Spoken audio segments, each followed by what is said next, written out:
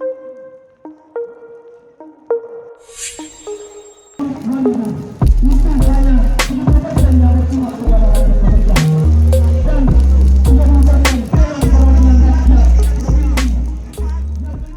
demonstrasi menuntut pencabutan Undang-Undang Cipta Kerja terus bergejolak di Makassar, Kamis 8 Oktober 2020. Jumlah massa aksi kali ini bahkan membludak dibanding jumlah massa pada aksi yang berlangsung 2 hari kemarin.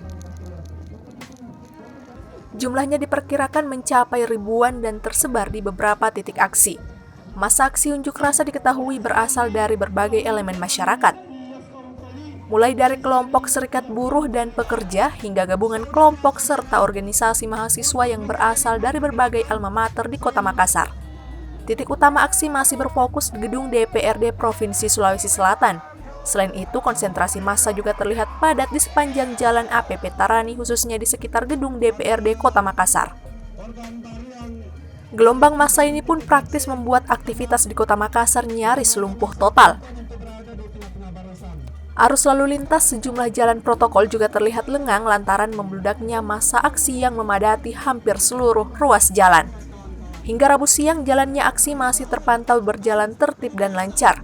Meski demikian, aparat kepolisian tetap melakukan penjagaan ketat demi mengantisipasi hal-hal yang tidak diinginkan.